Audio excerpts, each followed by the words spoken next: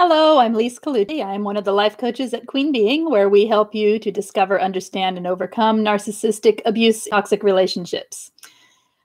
Hello, everybody. With that said, I want to talk a little bit today about diagnosing someone as a narcissist. So we can't do that. We aren't equipped or able to diagnose another person as having a personality disorder, right? When we talk here, we speak generally about narcissistic behavior and hello web education. And we talk about toxic behaviors that are present in people with narcissistic personality disorder. We can't actually know or diagnose another person unless we are qualified to do so, and none of us, well, most of us are not. And also the person isn't available for testing and evaluation, right? So the reason I'm saying that is people really want to know often if they are dealing with someone who is a narcissist or not. And I understand why, because if you know that they are, and you understand that a narcissist can't change and that they have no empathy and that they have no accountability and all these things we say about narcissistic people, then it gives you or the person, the survivor, reason to leave, right? It takes away that last piece of hope that they're holding on to potentially. But I'm here to tell you that we can't know. Okay, what we can know is the toxic behaviors. We can understand what it's like to be abused. We can understand what emotional abuse is about. We can understand that what we're dealing with is not a healthy relationship and that it's toxic. And then we can make choices from that point in our life. Even though, I mean, if we're trauma bonded, something's up, right? If you can't leave something that's dangerous and toxic and bad for you, something's going on. That's really all the information that one actually needs to get through and make a decision to leave someone in this situation. However, I understand it's extremely difficult, and we do need more sometimes. So let's talk about what it's like to be in a toxic relationship. What is it? How do you know it's toxic? How do you know that what you're dealing with is not just somebody who needs to maybe get a little therapy and learn how to communicate? How do you know? What are the signs of the abuse? What are we putting up with and tolerating? Let's talk about that, because we can't diagnose anyone else as narcissist, borderline, anything like that we might want to slap that label on so that we have proof. We can't have the proof. It's just not, it's not within our scope. So what is within our scope, though, is getting the knowledge and the understanding of what it's like to experience emotional abuse. So let's talk about that. Okay. Is that Shoshi? Hi. I often say they have a narcissistic style, or they have many narcissistic traits. Exactly. That's kind of, we talk about here, I mean, we open with narcissistic abuse recovery because the majority of the time it's what it is. But again, we don't know that it's somebody with NPD. Just say someone has narcissistic traits and you're recovering from a relationship from narcissistic abuse is not to say that we are diagnosing the person as someone with NPD, because we don't know. But the behavior can certainly be narcissistic, and there are traits of narcissistic behavior. So let's talk about it from that aspect. I'm just bringing that up because we can't know, and it isn't as important to know as it is to know that toxic is toxic, and that you don't have to live with toxic. Hello, James and Hannah and Butterfly Mama and Nikki and Tree Hugger and Shoshi and Web Education. Hello. Okay, so what's it like, you guys? Just give some examples of what it's like to be in a toxic relationship. How do you know? How do you know it's toxic? How do you know it's not just you being sensitive? How do you know? What is it like? Okay, and Nikki is saying, whether a narcissist or just an a-hole, we need to learn we deserve better treatment, period. Absolutely. We need to learn we deserve better treatment, and we need to learn to see the signs that we're not happy. Sometimes you don't even know why it is you're feeling not happy until you look at the picture of what's going on in your life, right? So one thing is if you're in a relationship where you feel like you are doing all the giving and you're not receiving, or you're receiving very minimally, breadcrumbs. And if the giving is exponentially more than what you're receiving, if you feel like you're pouring out all the time to give, and you're not really getting anything in return that is similar, equal, or basically, is it a 50-50, 100%? I say 100-100. If people could give 100-100, then we'd all be great, right? But is it more like, 10-90? What percent are you putting in, and are they putting in toward the relationship? I'm not talking about giving to you, toward the creation of a relationship. That's number one question to me. What is that? What's going on there? Okay, James is saying it feels like you are like you're talking to a wall. Yes. Butterfly Mama says they treat you like an object to be used for their purposes. And that is a good one because it can be tricky to see, but you can start looking for things like, are they actually caring about how you feel in the situation? Do they actually seem to notice what you want in this particular situation? Being objectified is a big topic, and that's a good point. Nikki Ann says, Googling my ex's behavior was a big sign for me. Yes. Are you Googling things like, why does my partner, and insert any negative behavior right there continuously? If you're Googling things like, how can I help someone communicate better? How can I help, communication in arguments, things like that? Those are some signs that you are not dealing with something healthy. Hi, Tamalama. Sorry, Tam. Give me Tamalina right now. Hi, Tam. Web Education says it feels lonely, especially if you're sick. You feel absolutely alone. You feel more lonely with them than you do when you're actually out in your day alone without them. You feel so alone when they're around. You feel like you're not heard or listened to, and like you're completely by yourself and alone. Nikki Ann, their actions don't match their words. Empty promises. Yes.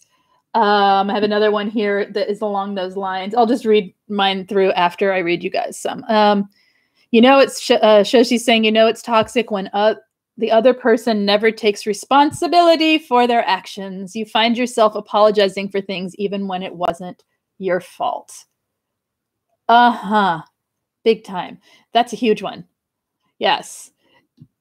Butterfly Mama saying they don't really want to get to know you. There's a dark cloud surrounding them. You feel that, right? James is saying, if you haven't already, make sure you subscribe. I like the little interjection there. That was funny. I thought it was to the channel. Yes. If you haven't already hit subscribe, please hit subscribe if you enjoy this, and a thumbs up. Appreciate it. And I'll keep going. Here we go. All right. So you will feel exhausted.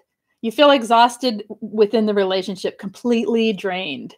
That's another sign that you're in something toxic. You feel like you're walking on eggshells all the time. You feel, you're afraid to say something even really small about something that's the matter because it will cause a giant episode.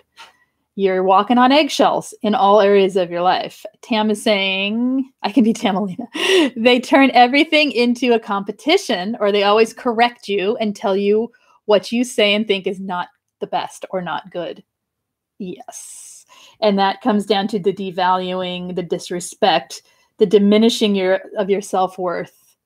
If you feel like your self-worth has been diminished by your partner, then something is wrong. Nikki Ann is saying they do something wrong. We get hit with the word salad, and somehow we end up apologizing. That's the nature of gaslighting, isn't it? Yes. Hannah is saying, I knew it was toxic when I started wondering if I was crazy. You feel crazy. You wonder if you're crazy. You wonder what's the matter with you. You start Googling things like how to be less anxious in a relationship. You start wondering why you're so anxious, jealous, feeling all kinds of things about yourself. within a relationship. And yeah. All right. They're judgmental. They're not judging. They're judgmental. You feel like you're always being judged. You're always being measured up and judged. Everything you do is criticized, or if not criticized, eye rolled at, or, judged. You feel judged. You know what that feels like. You feel anxiety more than you normally would. You feel anxiety all the time. You feel anxious about everything. And you don't associate necessarily with the toxic person. You just feel like it's you that has the anxiety problem often. There's a certain tit for tat sort of behavior going on. Well, if you get that, then I get that. The narcissistic people who have narcissistic traits, after my disclaimer when I came on, right? They need that. If it's that false equality that is set up from their perspective of, am I making sense? Does that make sense? Okay. Unreliability and future faking. We kind of covered that with they don't live up to what they told you, but there's a certain amount of unreliability and future faking that goes on a lot, actually. When they judge or eye roll, that's when you Google, will I ever be good enough? True story, says Tam. Yep.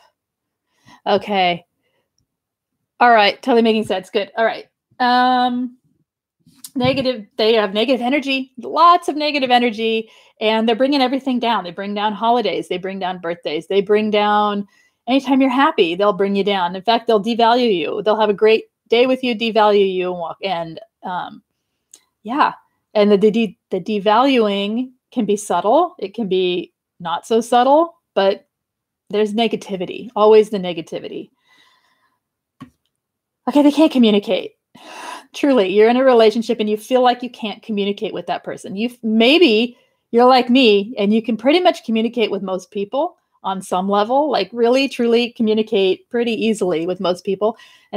But in your main relationship, you feel like you're speaking a different language. Like there is no way for the two of you to communicate at all. Thumbs up. Especially when you're used to being able to communicate with people quite easily. You find yourself using coping mechanisms, says Shoshi, like escapism, addictions, and eating disorders. I would add to that, you find yourself dissociating a lot and being really checked out and not actually participating in things. Tam is saying they're dedicated to misunderstanding you, which is part of their communication issues. It sure is. You feel disrespected and diminished often. Okay. That totally messes with your self-worth, and it messes with the way you feel about yourself and your experience of yourself and your ability to function, really. There's avoidance. We know what that's like, right? The avoidance, how does that show up with toxic narcissistic people with narcissistic traits and full-blown narcissists? We can just say it because a lot of them are diagnosed with it and some of them aren't. So just in the beginning, saying that we can't know and that it's okay that we don't know. We're looking for toxic behavior. That's what matters. So someone with toxic behavior will be avoidant of conflict, in the sense that a lot of us don't like conflict and we wish to avoid it, but we're willing to have conversations about things that are difficult, regardless of whether we want to or not. Full-blown avoidance is things like the gaslighting, the projecting, the blame shifting, ignoring you, silent treatment, that whole business that they like to do. So any of that's going on, something's wrong. There's betrayal. There's a lot of betrayal. They'll betray your trust. They betray you sexually. They betray you emotionally, right? Lots of betrayal that goes on. What else? What do you got here? Butterfly Mama saying they drive recklessly with you in the car and say they want to kill you. Oh, that would be a very fine, extreme example. Yes, even without the saying that they want to do any harm to you, being reckless with other people's well-being is a sign that there's something toxic going on. Absolutely. Nikki is saying, in the height of my abuse, I made up poor excuses for my ex's bad behavior. When you find yourself, again, Nikki, thank you. When you find yourself when you find yourself protecting somebody, when you find yourself pushing aside what you know is right for yourself, what you know is right for a situation in order to protect somebody else, there is a certain feeling that comes with it. It is akin to shame, or perhaps a hiding feeling, a hiding from the truth that you have, that happens when you make excuses for somebody else's bad behavior. It makes you have anxiety often. It's very uncomfortable. And that's a big one. That's one of the hardest. That's really hard, because what happens is that becomes the mechanism that keeps us stuck. It's part of trauma bonding, and it's Nikki's saying it's the cognitive dissonance with it caused a lot of anxiety. Yes, it causes a ton of anxiety because you know better, but you're doing it anyway. But you can't stop doing it because that person needs to be protected at all costs. Because what happens is the narcissist is setting up a narcissistic person with highly extreme narcissistic traits, and a narcissist, sociopath, psychopath, whatever. What they have set up is a reality that at all costs their ego must be in the forefront and protected at all times. So what we call them is actually what we're seeing as a mask, and it's their ego that we're looking at.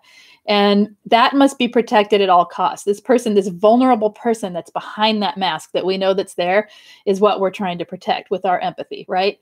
But it messes with us a lot, and it creates a ton of confusion for yourself, and it can become very difficult to get out of. That's another reason, if you tell someone that you highly respect what's going on, it's a lot harder to go back, because the accountability factor to that other person, to yourself, makes we're taking on their accountability for them by covering things up and making excuses. So that's a really awesome topic, actually. They threaten to commit suicide, says Butterfly Mama. If your partner in any way, shape, or form is threatening self-harm, the only action is to contact somebody to help them. If they are doing it for whatever reason and someone threatens suicide, it's a crisis line call. Or 911, right? Something to get them help. I don't know if 911 would be appropriate unless they're actually in action doing something, or if they're being completely out of their heads. If they're just saying it, it'd be a crisis counseling call. That's not up to you, right? But yeah, for whatever reason, if someone's threatening that, it's getting them help. And if they are toxic and they're doing it for attention, well, then they can deal with it, right?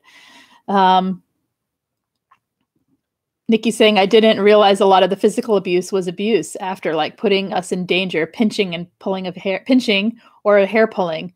It's not always what you think. It's not always what you think. And it's not always heavy duty bruising type of physical stuff. It can be simple, tiny little things that you don't see as physical abuse until later. Absolutely. Hi, Karina. Web Education says they would give a little bit of the carrot and found myself acting out of character, asking too many questions. Yes, they get you to push your boundaries. They get you to change your behaviors by the way they're setting up a situation. So you're not acting like yourself. You don't feel like yourself. You don't act like yourself.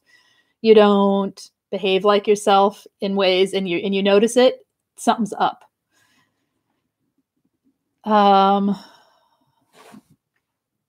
Nikki Ann is saying, we picture getting punched. Oh, okay. Okay. And it does escalate. A lot of the physical violence will escalate. So that's any kind of physical violence you need to be very, very aware of and get out. All right. You may feel unworthy. You may have felt, no matter how you felt before you met this person, you now feel unworthy. You feel like no one will like you, like you're unworthy of anything, like you can't do anything right. That's another sign that you are being manipulated and abused. You feel alone. We talked about that. And the kind of alone it is you're with the person and you feel more alone than you would have felt, than you do feel when you're out doing something actually alone. You feel completely isolated and alone. Often you are isolated. Isolation is another thing. If your life has become boiled down to that person alone, and they're the only person you have contact with, that's not exactly healthy. So it can be a sign of something pretty toxic. And no autonomy. You have no autonomy from this person. There is complete enmeshment with them. That's toxic. All right. You're always feeling unhappy. You just can't feel happy. You're not, maybe not depressed per se. You're just not happy because you're never feeling your self-worth is knocked down. You probably are depressed. There could be.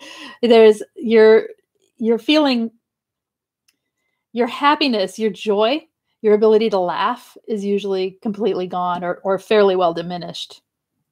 All right.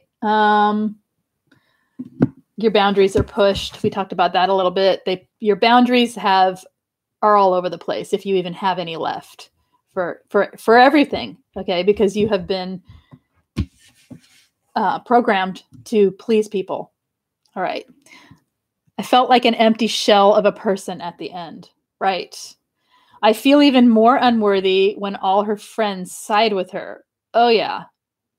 I still feel like I'm not adequate at times, is what I'm hearing. It takes a while to recover from a lot of this, right? We have to reprogram it. All right. Any other signs that you're being abused or you're in an abusive relationship? Somebody is very passive aggressive. Okay. And they might do so with gaslighting alongside it. So they may mumble some complaint but everything's fine. Everything's fine. And then I didn't say that. What are you talking about? I never said that thing, So they may combine passive aggressiveness with gaslighting, and you just feel like you never can have a normal conversation. You feel like you're always on trying to please somebody else. You can't do anything right. Well, what's that? Something's up if you feel like you can't do anything right. There's a lot of jealousy and blame from the other person. You may even feel jealous because a toxic person with narcissistic traits will set up situations to make you feel jealous. They like that. All right.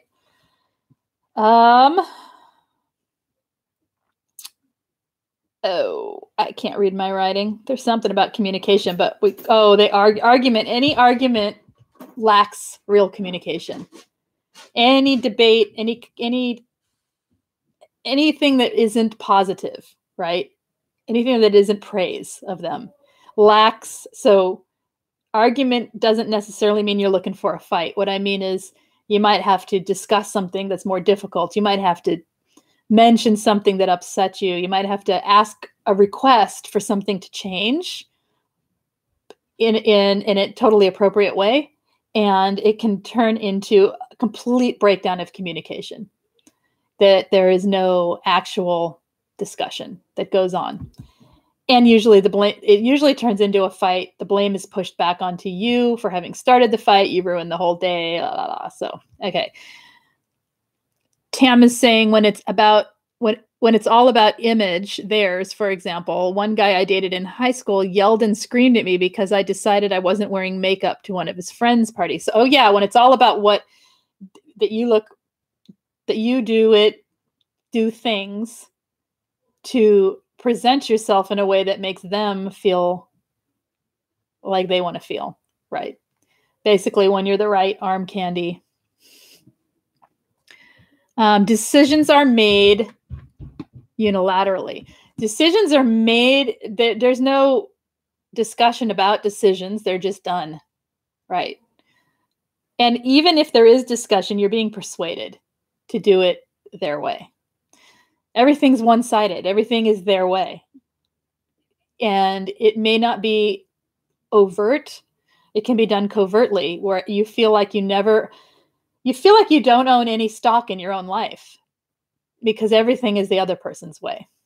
All right. Web Education says something that stuck out was I had never met someone with an excuse for everything, had an excuse for everything, rarely took responsibility. Lack of accountability is, to me, one of the biggest, I say it every single day, it's one of the biggest signs that you're dealing with someone with extreme narcissistic traits. potentially a narcissist, doesn't really matter. They're behaving toxically, right? You don't feel like yourself anymore. You can't find yourself. You feel lost. You don't know who you are. Something's wrong in the relationship, okay? You live to please them. That's your whole life.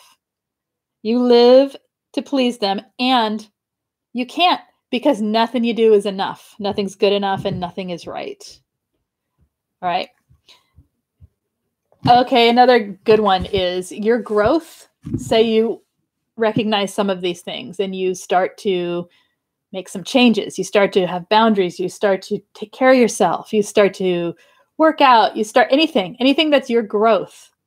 They may support it on one level, especially if it has to do with looks, or because then you look whatever.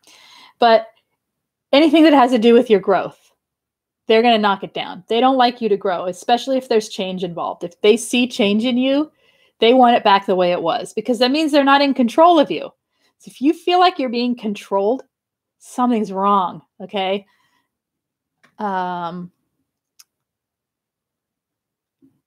Okay, Tam is saying, and they will make decisions on your behalf to others, like volunteering you to do things. Yes, they do. Paula, hello. With me, oh, I missed something. I cannot come to it. What did I miss? I missed the beginning of yours, Paula, or it loaded backwards.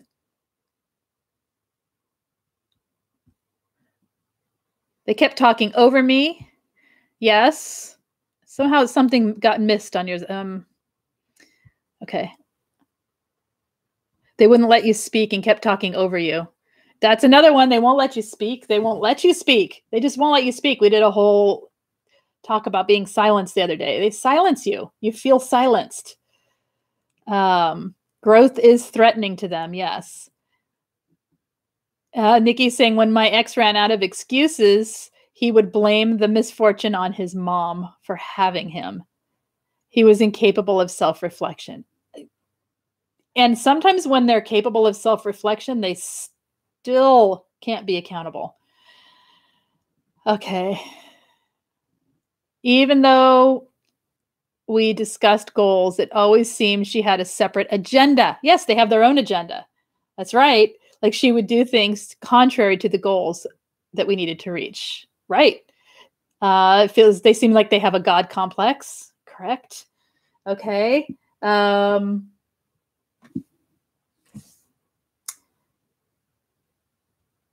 If you're constantly looking back and thinking about how good it used to be, how wonderful it was in the beginning, the first year, the first 2 years, even whatever, you're thinking about that and you're spending the rest of your relationship trying to recreate what was. Something's wrong. Okay. And if you're the only one working toward an aim, kind of like Web Education said, if you're the one working toward a common goal and no one else is, something's wrong. All right.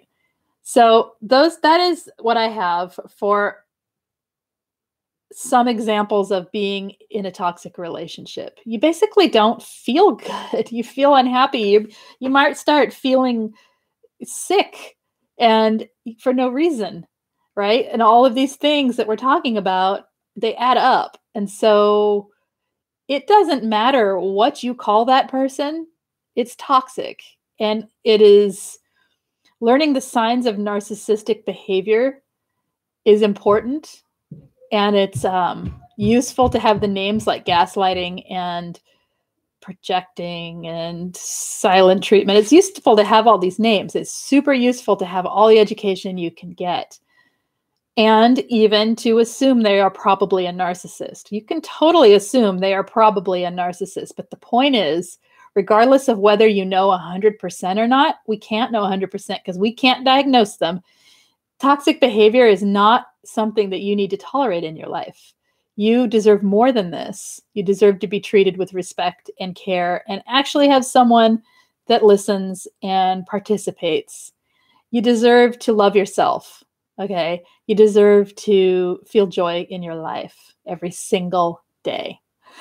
Even if things are bad, you deserve to be able to have the opportunity to hold the bad and the good at the same time, when you can't, when you're dissociative and you're upset and you're constantly trying to please someone else. You can't. You deserve to have your own life to live. It's yours. It's yours to live it. You're not here to please other people and to serve toxic people for the rest of your life, right? So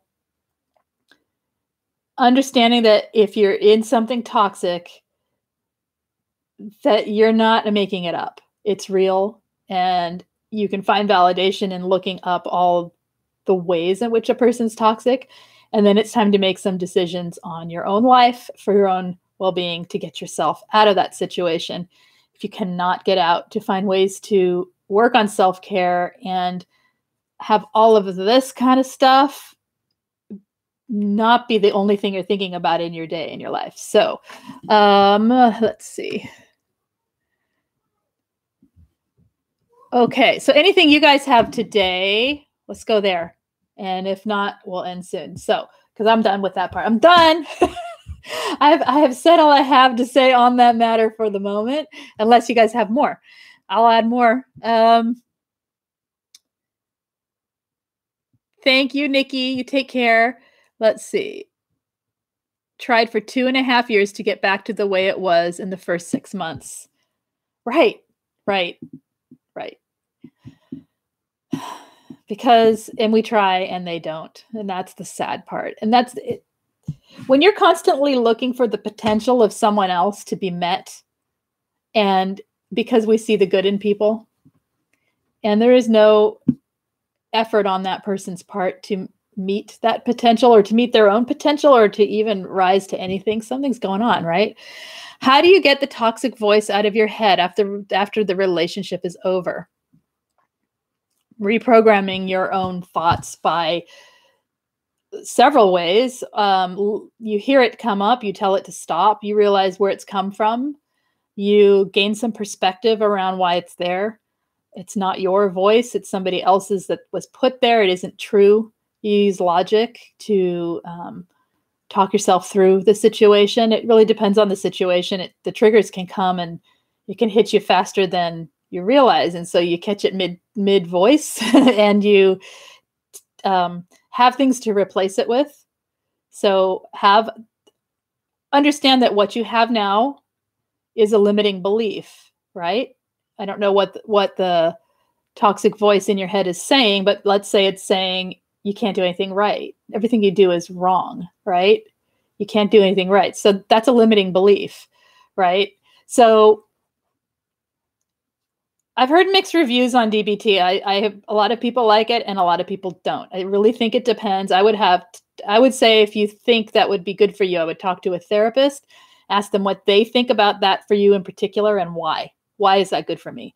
Because I have heard mixed reviews. I have heard it is really great and that some of the skills are amazing and useful. And I have heard it did nothing but make me feel worse. So I don't know. I think we try things. We try different things and we see what works for us.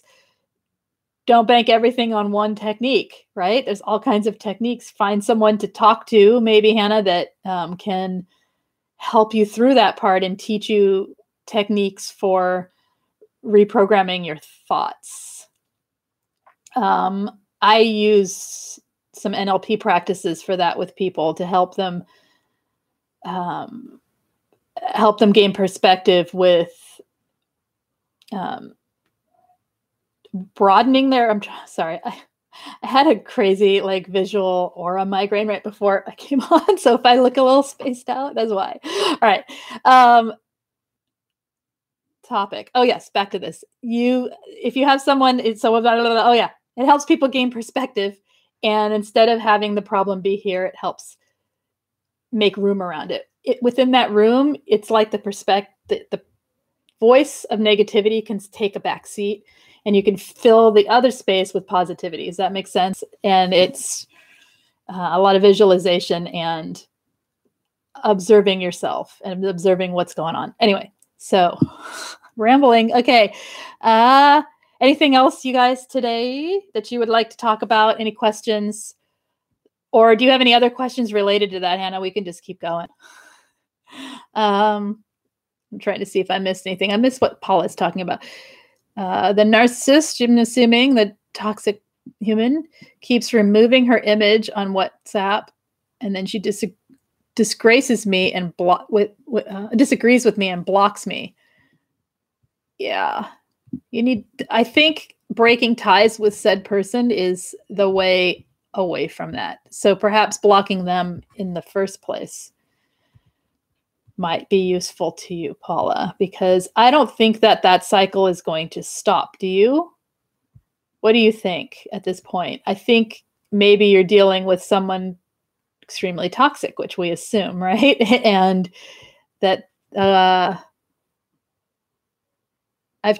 felt we were meant to be together. I was told if you show a narcissist empathy, they can soften down. No. Okay.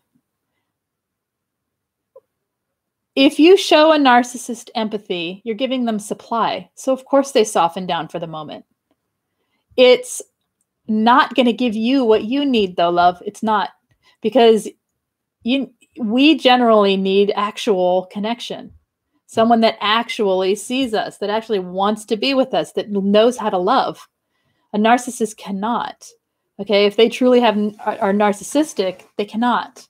And while we can't diagnose them, and we can assume from behaviors that they're not showing empathy and they are not accountable to themselves, that it's enough to know that that's not going to change. Okay, and if it can change, it's not our place to change it. It's theirs to change it, and it's not for our lives. It's theirs to go. It's going to take years and years and years if they even could. Okay, and my understanding is most often people cannot change. Why would they want to? All they have to do is pull the empathy out of some other person and gain supply. Okay, it's an easy way for them to live. So why would they want to change? Right. It's sad because I see potential. Okay, I know. I just talked about this with someone today about the seeing of potential in all people. I see potential in everyone. Okay, it's so hard when you see potential. You know what they could be capable of. You see glimmers of the person they could be when they are in their happy space. Let's just put it that way. When they have the happy mask on.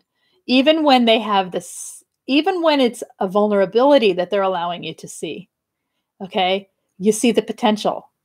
That is, we can't live our lives by other people's potential maybe being met, especially when they're proving that they can't reach that level of potential, that they don't want to. So what are we doing then? Okay, what are we doing when we're doing that? We're living for the other person. We're not living our life. All right. I'm considering to take a course of CBT or DBT. Which one is more effective? I can't answer that. I'm not a therapist. I don't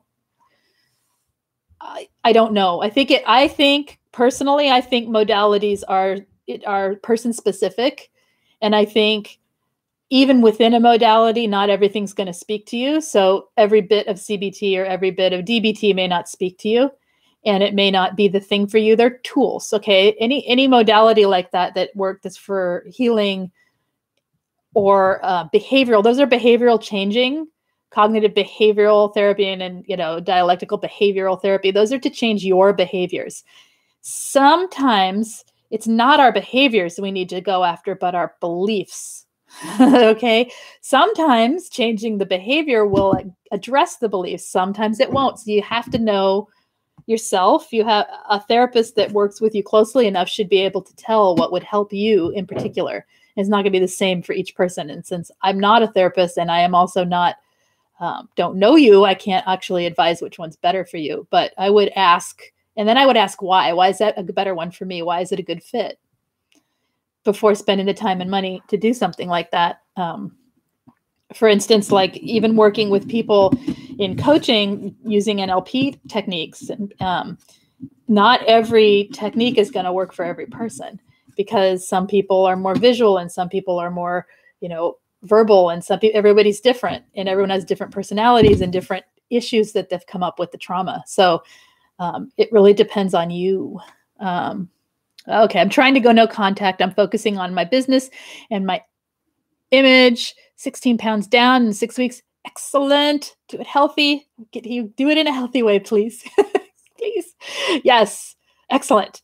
Going no contact is the key. And once you get there, once you break the bubble, okay, once that bubble bursts of the trauma bond, you're going to see that all that potential that you saw was nothing more than a waste of time, because that person cannot meet your potential. They cannot meet their potential. Okay. What we're doing is we're holding them to a high standard that they can't meet. And then what happens is once you reach the point where the trauma bonds start to break, it's almost like you feel a sense of devaluing of them, but not in a sense that you're going to go out and actually devalue them within yourself.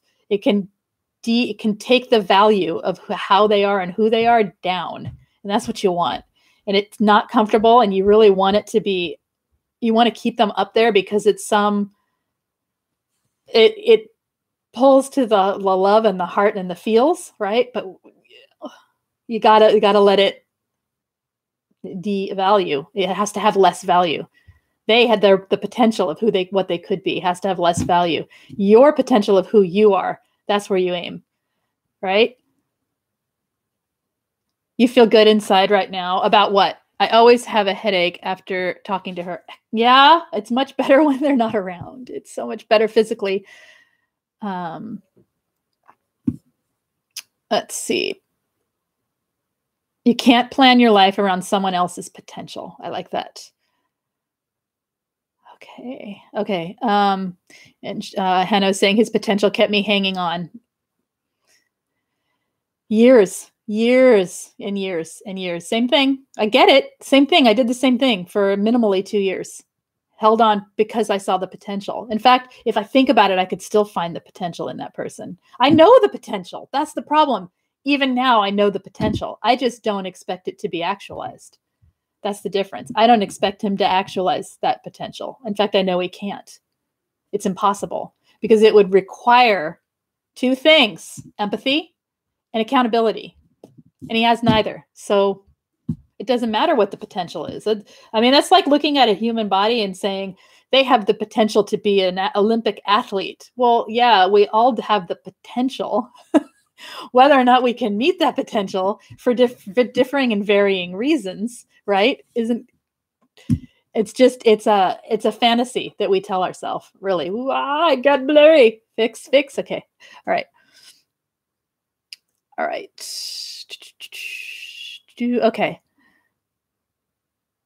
It can make you feel anger for all the time and effort you put into it. And anger is certainly part of healing, isn't it? Isn't it? Yes. Okay. All right. Anything else? Any other questions or thoughts that you guys have for today before we end? It's getting late. Anything? I'm going to wait a second. If not, then we will be back. What's tomorrow? Tomorrow's Wednesday. Probably not tomorrow unless I sneak one in, if I can. Otherwise, Thursday. And I don't know what we're talking about Thursday. What do you guys want to talk about? I have a list somewhere, but it's not in front of me, so it's all fair. Anything you want to talk about for Thursday? Let me know. If not, I'll find something. Okay. Dating after abuse. You want to do that one? We can do it. Let's do it. Let's do a Friday. So we have a day for people to decide to not show up if they don't want to listen, or they can if they do. So let's do that Friday. All right. Maybe we could dive deeper into what? Deeper into what? Web education. We can dive deeper, as deep as you want. We can have one big party, all of us, a pajama party. At mine, oh my gosh, with the dogs and the kids. All right. All right. Let's see. That's it. Okay, you guys. Anything financial loss with a narcissist? Yes. I need to come up with a list of something for that, because it's easy to just speak about, the way I do. All right. Sounds fun. Sounds fun. Fun. Okay, you guys, I'm gonna take off because I think my headache is winning and the the words coming out of my mouth are not at this point. Okay. Thank you all. Anything you want to talk about anytime, just leave it in a comment anywhere and I try and find them. Not so much in the chats, but in the main comments for each video. If you have not subscribed and you would like to, hit subscribe, hit the thumbs up if you enjoyed this, and I will be back Thursday. I will try for tomorrow, but I can't promise. Thursday, probably earlier in the day. If you would like a text notification of when I go live, text me at 33222. Text the word Lise Live, Liselive, and I will send a notification about 10 minutes or so prior to going live. It's the only text I send. All right, you guys have a good evening, and I feel good already. Web education is just going to take a little bit more. It's okay, guys. I'm fine. Really, I'm fine. No, really, I am fine. It's just they make me feel kind of dumb, like migraines. They don't actually hurt. I'm fortunate that the pain is minimal, but the little bit scatterbrained is real. Okay. All right. Enough said. You guys take care. Have a good night. Bye-bye.